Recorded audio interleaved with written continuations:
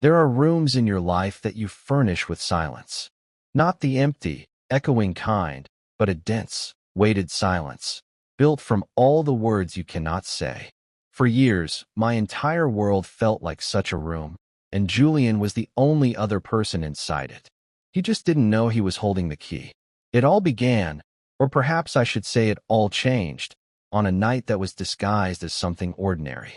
It arrived quietly, without fanfare, smelling of rain-soaked asphalt and the lingering scent of the cheap takeout we'd shared.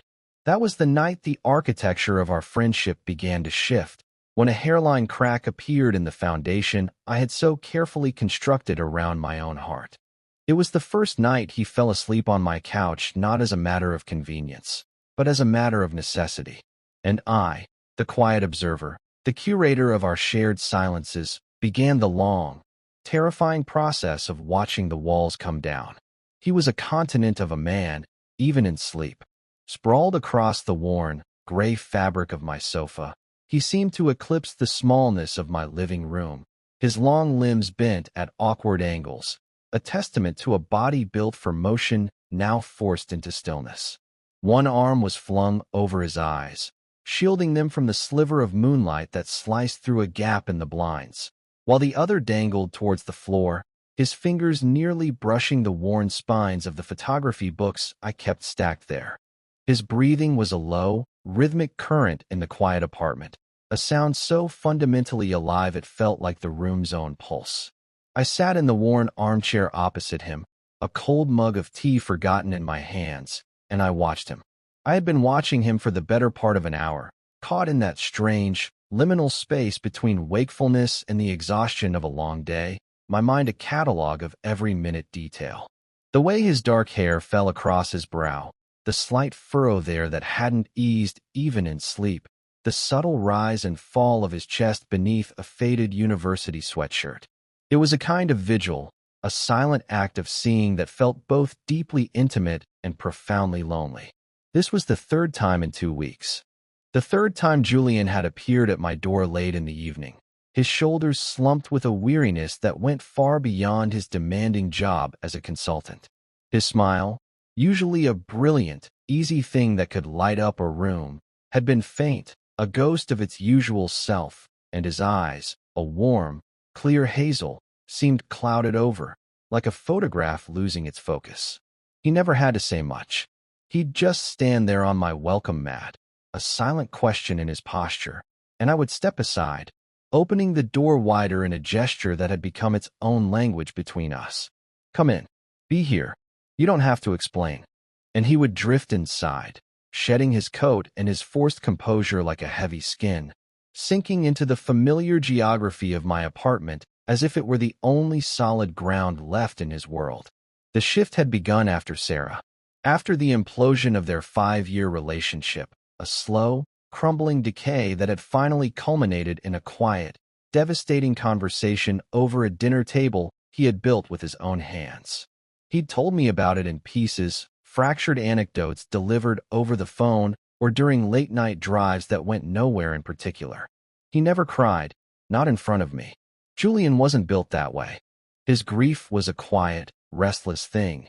It manifested not in tears, but in a deep, thrumming anxiety that kept him moving, kept him talking about work, about the gym, about anything but the cavernous space that had opened up in his life. He was like a ship that had lost its anchor, drifting on a vast, silent ocean, and my small, second-floor apartment had somehow become his only port in the storm. That first night, he had called me from his car, parked somewhere on the side of a highway. His voice was hollow, stripped of its usual confident cadence. "Hey," he'd said, the single word stretched thin. "Are you up?" I had been, of course, hunched over my editing desk, losing myself in the grayscale world of a new series of photographs, trying to find the perfect balance of light and shadow. I was always up. My life was a quiet affair, a collection of solitary rituals. Photography, long walks, late nights spent with books and music. My world was small and meticulously ordered, a defense against the chaos I felt churning just beneath the surface. "Always," I had replied, my own voice softer than I intended. "What's wrong?" There was a long pause, filled with the static of the road. "It's over," he finally said. "Sarah and I. It's really over." He didn't need to say more. I heard the finality in his tone, the sound of a door closing for good. "Where are you?" I asked. "I don't know," he'd whispered. And for the first time, Julian, the man who always had a plan, a map, a destination, sounded truly lost. "Just driving come here," I said. It wasn't a question or an invitation. It was a statement of fact, a gravitational pull. Just come here. An hour later, he was standing in my living room, looking small and lost despite his size. He had stared at the familiar space, at my photographs on the walls, at the worn rug, as if seeing it all for the first time. We didn't talk about Sarah.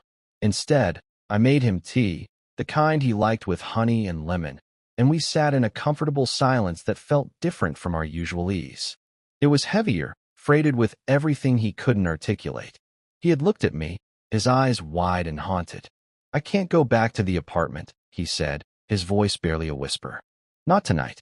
Everything is hers. Ours." I had simply nodded, understanding the way a space can become a ghost, every object a memory, every corner a reminder of what's been lost.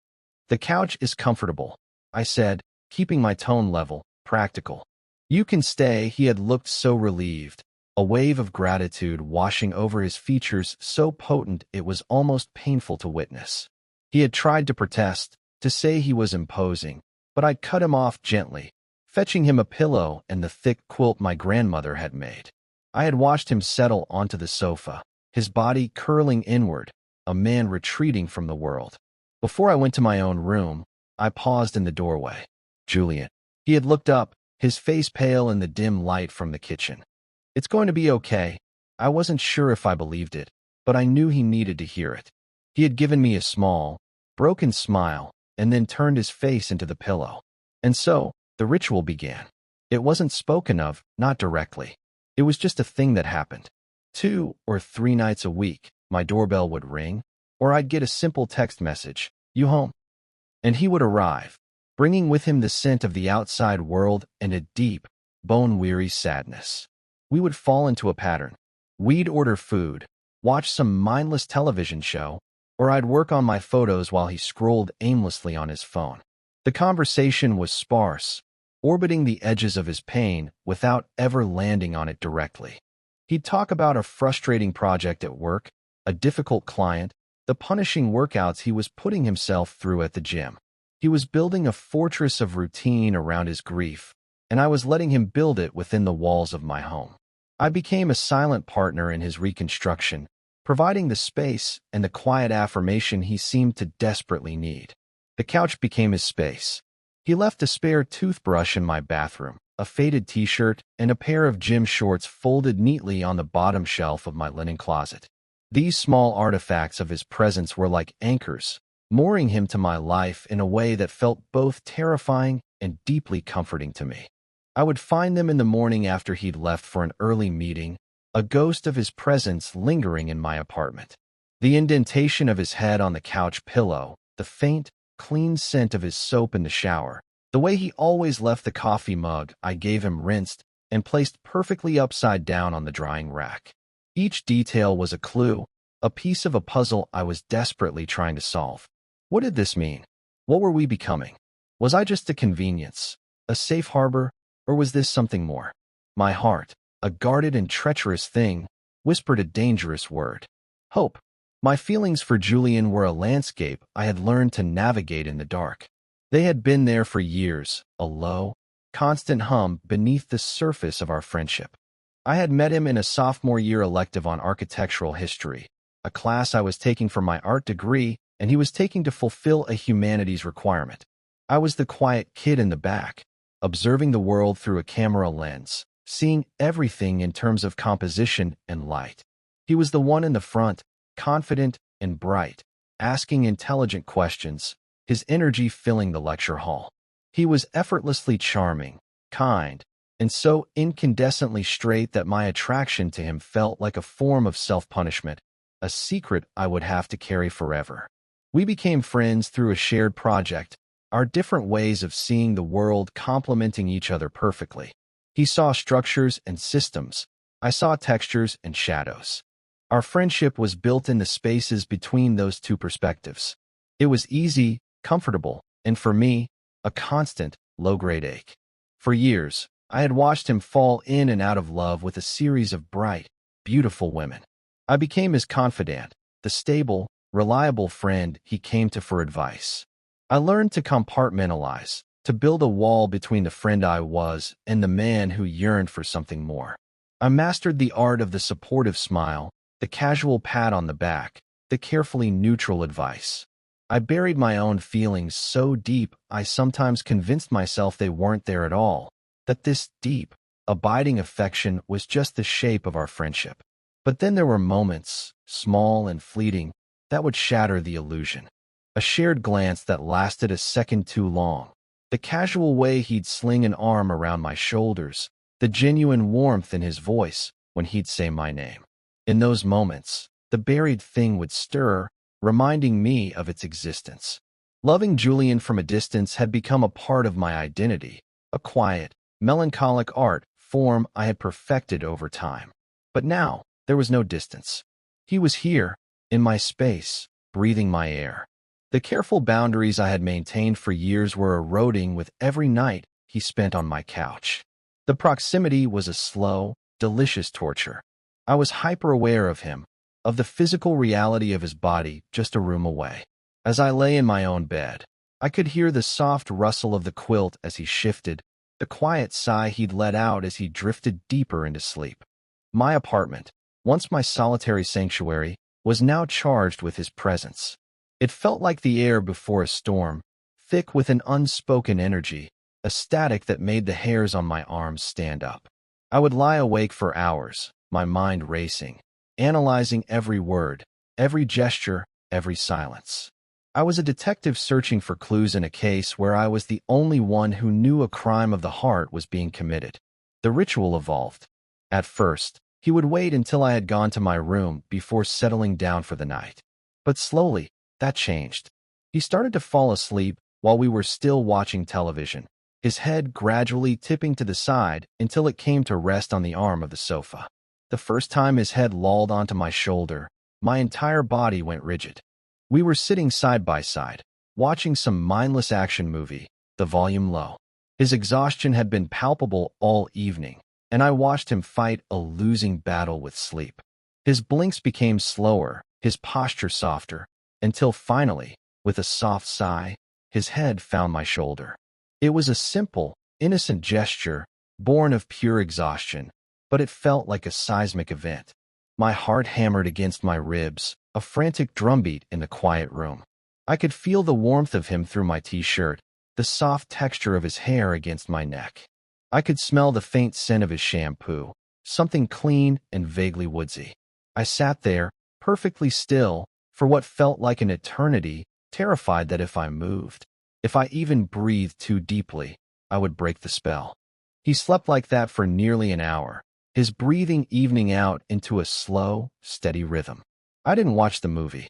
I watched the rise and fall of his chest, the way his eyelashes cast small shadows on his cheeks.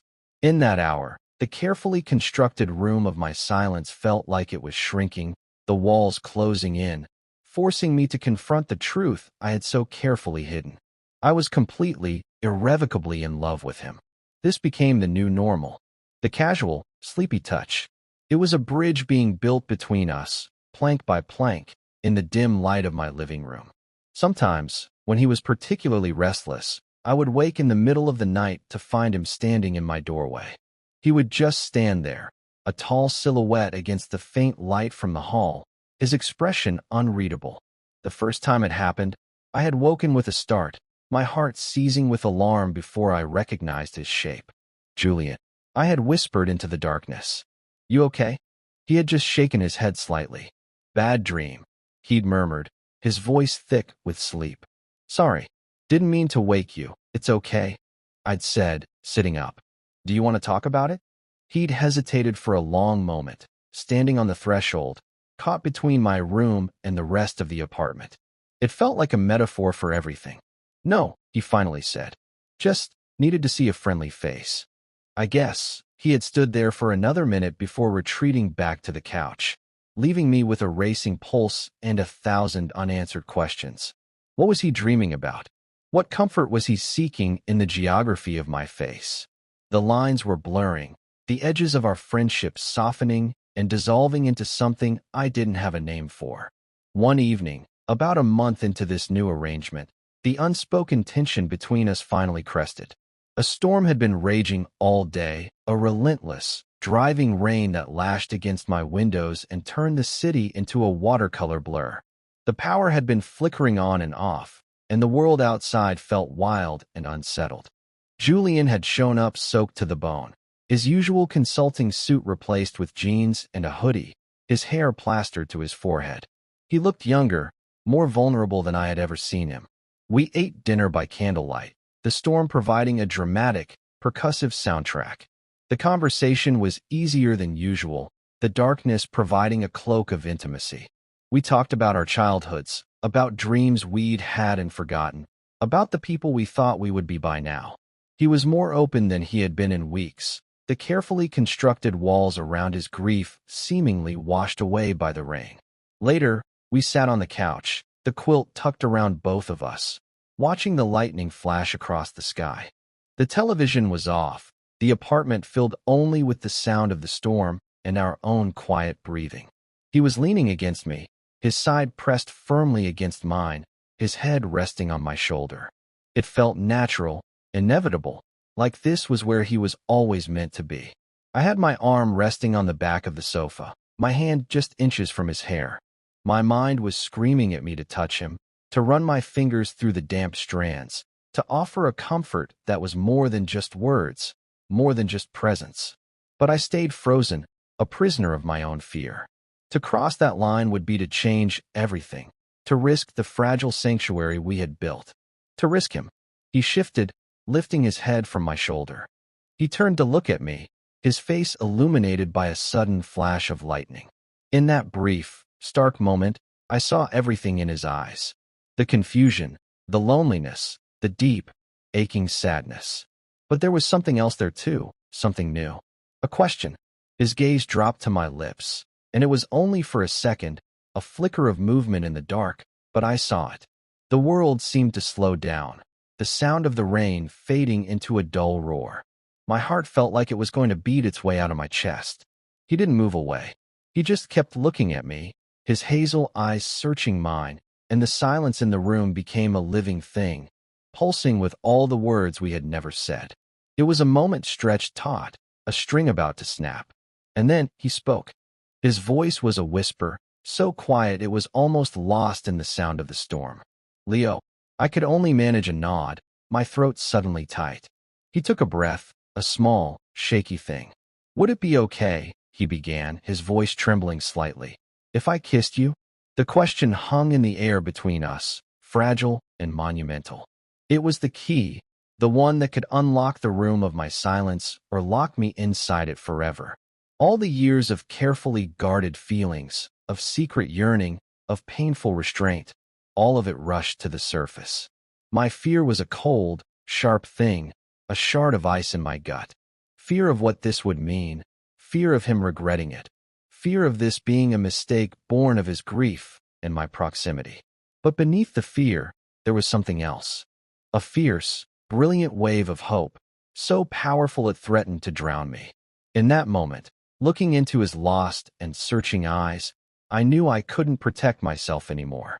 I was tired of the silence. I was tired of living behind walls. I didn't answer with words.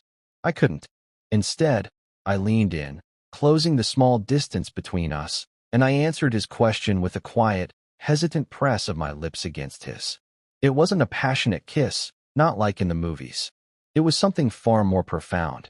It was tentative, uncertain, a question and an answer all at once.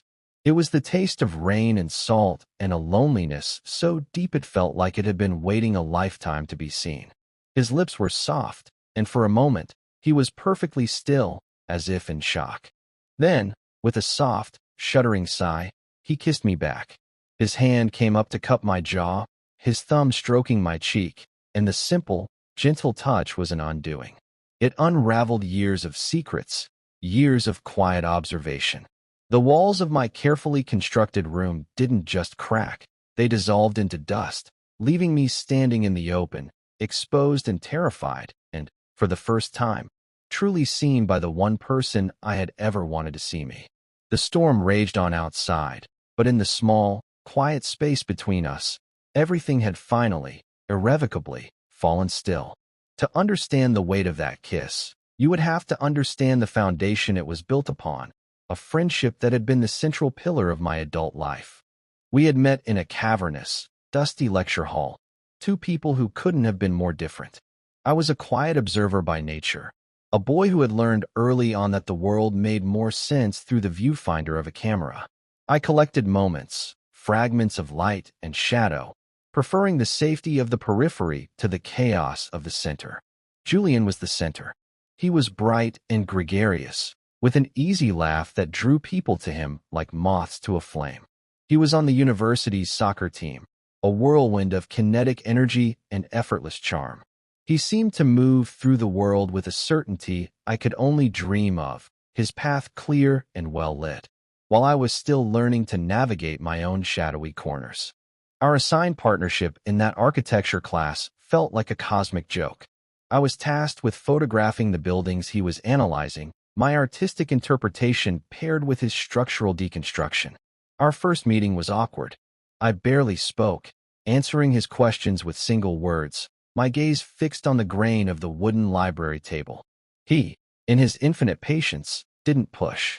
He just kept talking, filling the silence with stories about his practice, his frustration with a particular professor, his excitement about an upcoming game. He treated me not as a strange, silent anomaly, but as a person who simply operated at a different frequency. He learned to read my silences, to understand my language of shrugs and nods. He saw that my quietness wasn't a rejection, but a way of processing.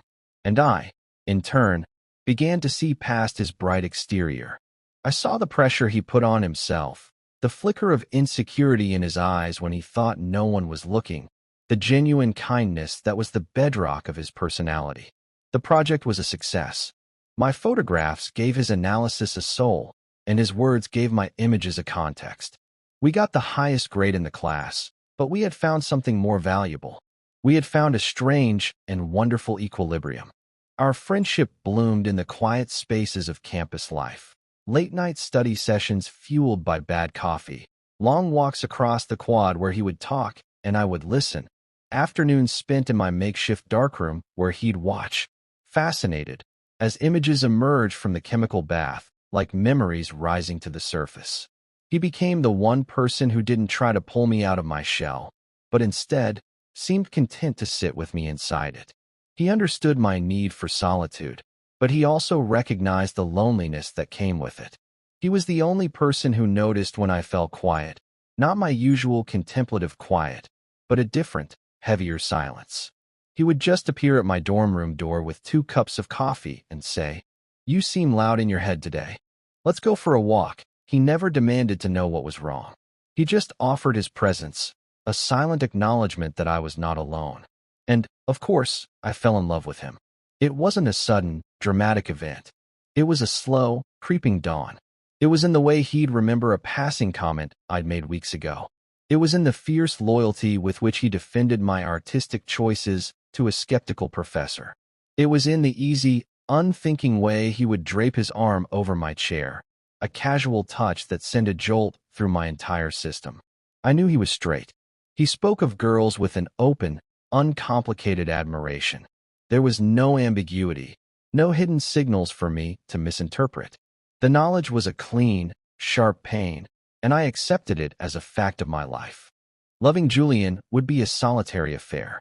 So I built my fortress of friendship, reinforcing its walls with every shared joke, every piece of advice, every supportive gesture.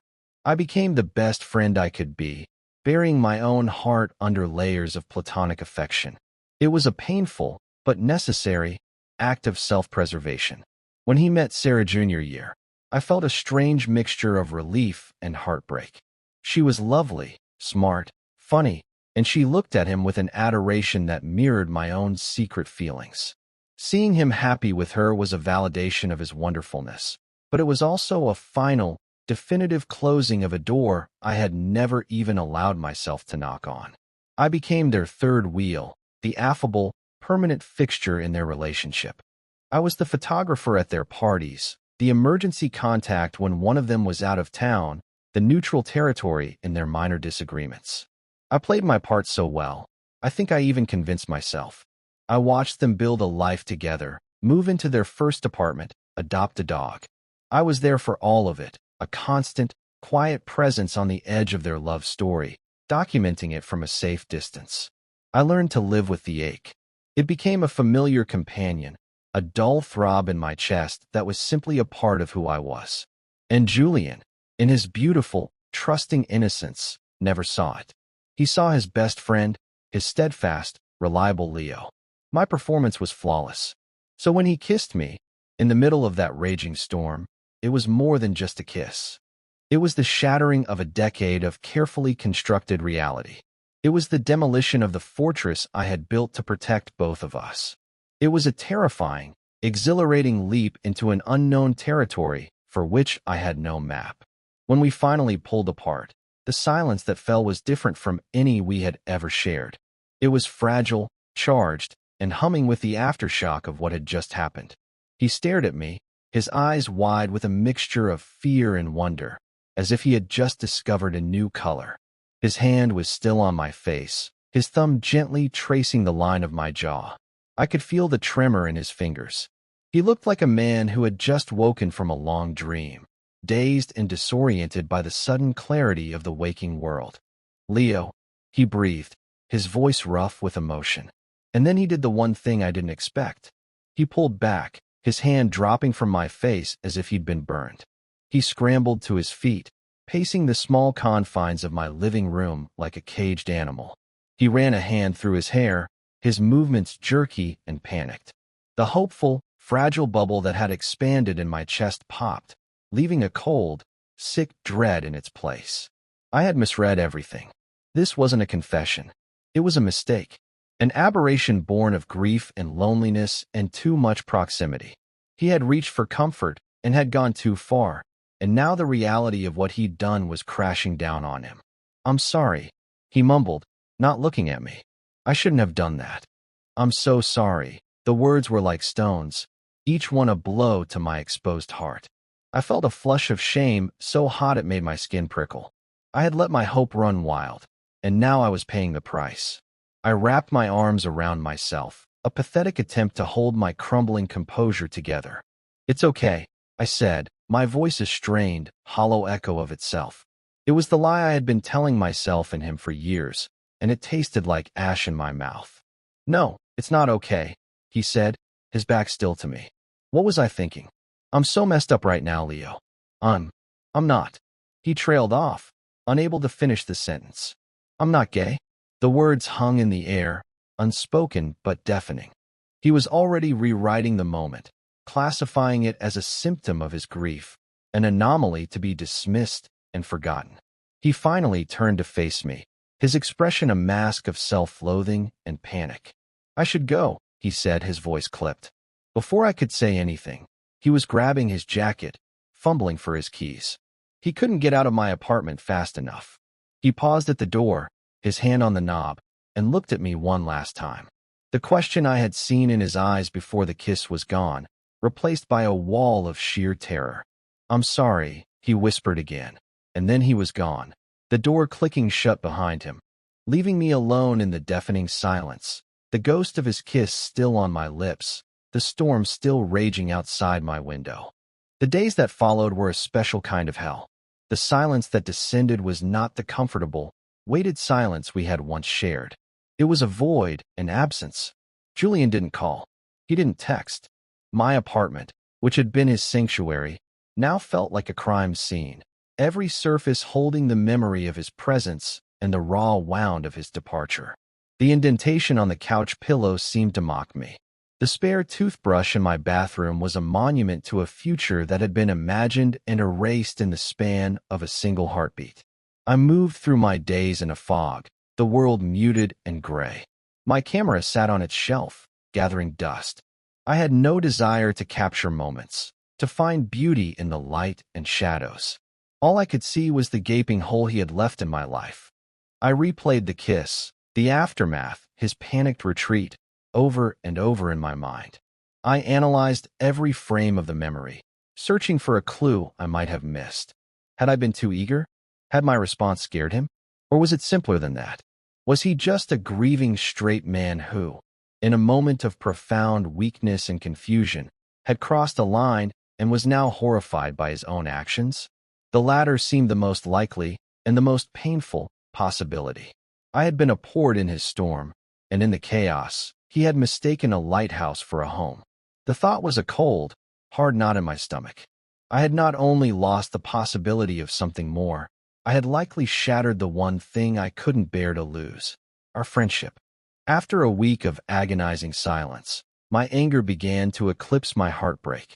I was angry at him for his cowardice, for running away without a single word of real explanation. I was angry that he had opened a door in my heart only to slam it shut in my face. But most of all, I was angry at myself. I was angry for the years of silence, for allowing myself to believe that my love had to be a secret, a hidden, shameful thing. I had made myself small to make him comfortable. And for what? To be left alone in the wreckage of a single, honest moment. The quiet observer had finally stepped into the frame, and the picture had been ruined. I knew I couldn't let it end like this. I couldn't let our decade of friendship dissolve into a miasma of unspoken fear and regret. I deserved more than his panicked apology and his ghosting. Our story deserved a better ending than a slammed door. So I picked up my phone, my hand trembling slightly, and I sent him a text. My fingers hovered over the keyboard, my mind racing with 100 different drafts, from accusatory to pleading. In the end, I settled on something simple, something that left no room for evasion. We need to talk. My place. Tonight. I didn't add a question mark. It wasn't a request. For hours, my message sat there, a single blue check mark of delivery, unanswered. I felt sick with anxiety, my stomach churning with every passing minute. I was convinced he wouldn't reply, that he would choose the coward's way out and simply disappear from my life for good. Then, just as I was about to give up hope, 3 dots appeared, disappeared, and then reappeared. Finally, a single word materialized on my screen. Okay, the hours leading up to his arrival were the longest of my life. I paced my apartment, a restless energy coursing through me. I cleaned things that were already clean, rearranged books, and tried to quiet the frantic monologue in my head. What would I say?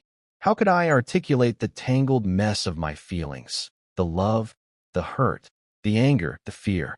By the time the doorbell rang, my nerves were frayed to the breaking point. I took a deep breath, walked to the door, and opened it. He looked terrible.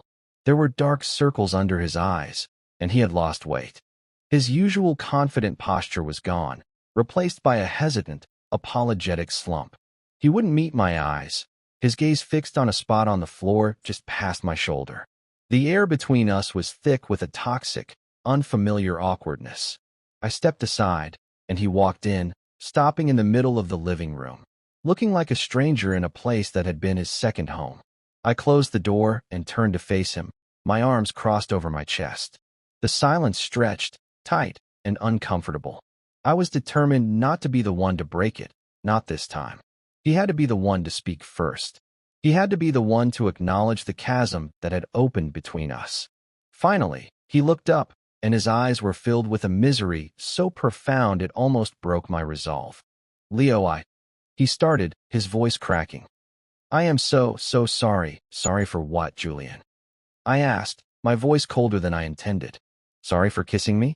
Or sorry for running away like a scared kid and not speaking to me for a week? He flinched, the words landing like a physical blow. Both. He whispered, his gaze dropping back to the floor. All of it. I panicked. I didn't know what I was doing. That's the problem, isn't it? I said, taking a step towards him. My anger was now a hot, clear flame. You don't know what you're doing. You come here, night after night. You sleep on my couch. You lean on me. You let me take care of you. You make my home your home. You blur every line of our friendship. You pull and you take, and then you kiss me. You kissed me, Julian. And for a second, I let myself believe that it meant something. That all of this meant something. And then you run. You run, and you leave me here to wonder if I'm just some experiment in your grief. Am I just a convenience? A warm body to get you through a hard time. Tears were welling in his eyes, and he didn't bother to wipe them away. No, he said, his voice thick. No, Leo, it's not like that. You're not. You could never be that. Then what is it? I demanded, my voice rising. What am I, Julian? What are we? Because I have been your quiet, understanding friend for 10 years. I have sat on the sidelines of your life, and I have cheered for you, and I have supported you, and I have loved you in silence because I thought that's what I was supposed to do. I thought that was the only way I could keep you in my life. But I can't do it anymore. That kiss, you can't undo that. You can't put that back in the box. So you have to tell me what it meant. And you have to be honest. No more running. He sank onto the couch, the very spot where he had kissed me, and buried his face in his hands. His shoulders shook with silent sobs. The sight of him so broken shattered my anger, leaving behind a deep, aching sorrow for both of us. I walked over and sat down in the armchair opposite him, the same one I had occupied on so many nights while watching him sleep. I waited, giving him the space to collect himself. After a long time, he finally looked up, his face streaked with tears, his eyes red and raw. I don't know who I am anymore, he whispered, his voice hoarse. When Sarah left, it was like the whole world tilted off its axis. Everything I thought I knew, everything I thought I wanted, it all just disappeared. And the only thing that felt real, the only place that felt safe, was here. With you, he took a shaky breath. You've always been my anchor, Leo. You're the one person who has always seen me. Not the soccer player, not the consultant, not Sarah's boyfriend. Just me. And you don't ask for anything in return.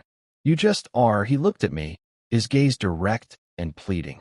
These last few months, being here, it's been the only time I haven't felt like I was drowning. And I started to realize that the comfort I felt wasn't just about having a place to crash. It was about you. It's always been about you.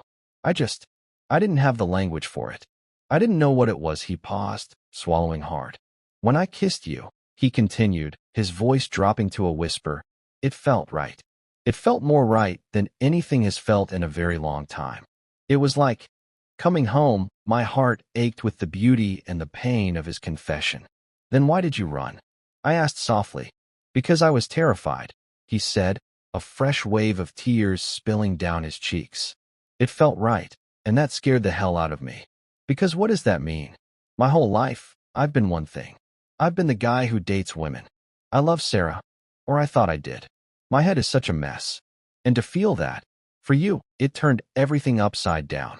It felt like I was betraying everything I thought I was. So I ran. I ran from the feeling, and I ran from you, because you're the one person in the world I couldn't bear to hurt. And of course, that's exactly what I did. He finally stood up and came to kneel in front of my chair. He took my hands in his grip desperate. He looked up at me, his face a portrait of raw, unvarnished vulnerability. I have been in love with you for years. I confessed, the words finally leaving the silent room of my heart and entering the world. The admission felt both terrifying and liberating. I just never thought. I never let myself hope. A look of dawning comprehension, mixed with a profound sadness, washed over his face. All this time, he breathed. All this time, you were, and I never saw it. I was so blind. You saw what I wanted you to see, I said gently. I was a good actor. I'm done running, Leo, he said, his voice firm, resolute. I don't know what this means, and I don't have all the answers. I'm scared, and I'm confused. But the one thing I know for sure is that I can't lose you. My life doesn't work without you in it. And not as just my friend on the sidelines. I want more. If you'll have me. If you can forgive me for being such a coward in that moment, looking down at the man I loved, at his tear-stained face and his honest, terrified eyes, all the pain and anger of the past week melted away. All that was left was the deep, abiding love that had been the foundation of my life for so long. This was new territory for him, a frightening and disorienting landscape. But it was a landscape I already knew how to navigate. And this time, I wouldn't have to walk it alone. I squeezed his hands. "There's nothing to forgive," I said, my own voice thick with emotion.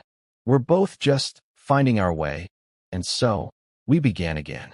Not as friends, not as lovers, but as something in between. We started over, with a new foundation of honesty. The ritual of the couch ended that night. When it grew late, and the exhaustion of our emotional confrontation settled over us, I stood up. "Come on," I said, holding out a hand to him. He looked up at me, a question in his eyes. "You're not sleeping on the couch anymore," I said, my voice soft but firm. He took my hand, and I led him to my bedroom. It was a simple act, but it was a declaration. The pretense was over. He was no longer a guest seeking temporary shelter. He was home. The first few weeks were a delicate dance of discovery. We moved slowly, tentatively, as if learning a new language.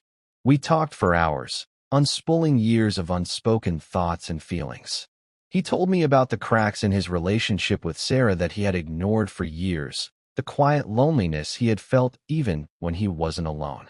He spoke of his fear of not living up to the expectations of his family, of his own self-imposed image. It was as if a dam had broken, and all the things he had kept locked away came pouring out. And I listened, not just as his friend, but as his partner, holding the space for his confusion and his fear and his dawning realization. We learned to touch again, not the accidental, sleepy touches of our past, but intentional, deliberate acts of affection.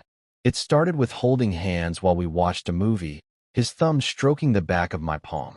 It progressed to him wrapping his arms around me from behind while I was making coffee in the morning, resting his chin on my shoulder, his warmth a comforting weight against my back. And there were kisses, slow, gentle kisses that were about reassurance and discovery, not passion. Each touch was a question and an answer, a way of saying, "Are you still here?" "Yes, I'm still here. This is real." The physical intimacy was a slow, beautiful unfurling. We slept in the same bed every night, but for the first week, we just slept. We lay on our separate sides, the space between us a field of charged energy. Then one night, I woke to find him turned towards me, his face inches from mine, his expression troubled even in sleep. I reached out, my fingers gently brushing a strand of hair from his forehead. He sighed in his sleep and shifted closer, his arm coming to rest around my waist, his head finding the curve of my shoulder. It was an unconscious act of seeking comfort, but this time, it felt different. It wasn't a mistake or an accident. It was an instinct. I wrapped my own arm around him, pulling him closer, and for the first time, we slept in each other's arms. It felt like the most natural thing in the world, a final, quiet clicking into place. My apartment transformed. It was no longer just my space. It became our space. His clothes started to appear in my closet, not just a few spare items, but a real presence. His favorite coffee mug had a permanent place on the shelf. His work laptop was a constant fixture on the dining table. We were building a domestic life, piece by piece, in the quiet, unassuming way we had built our friendship. There were no grand declarations, no labels. We didn't need them. What we were building was defined by our actions, by the quiet rhythm of our shared days. Waking up together, making breakfast, the comfortable silence as we read side by side in the evening, the feeling of his body next to mine in the dark. I started taking photographs again, but my focus had shifted. I had spent years capturing the world from a distance, finding beauty in lonely landscapes and forgotten objects. Now, my lens was drawn to him. I took pictures of him sleeping, the morning light tracing the lines of his face. I captured the way he smiled when he was reading, the concentration in his eyes when he was working. My art was no longer about observing the world from the outside. It was about documenting the beautiful, intricate world we were creating together. He was my landscape, my subject, my light, and my shadow. There are moments in your life that arrive disguised as something ordinary, and you only recognize them as turning points in retrospect. The night Julian first fell asleep on my couch was one of those moments. It was a quiet beginning to a seismic shift, a crack in the foundation that led not to collapse, but to a complete and beautiful rebuilding. We had to tear down the old structure of our friendship, with its hidden rooms and its carefully guarded secrets, to build something new, something honest and strong enough to hold the weight of a real, reciprocal love. He had been lost, and in searching for a safe harbor, he had found his way home. And I, who had thought I was the harbor, discovered that I was just as lost as he was. I had been adrift in my own silent, lonely sea. We didn't save each other. We just finally learned how to anchor one another. And we began to heal in the beautiful, honest silence we had learned to create together.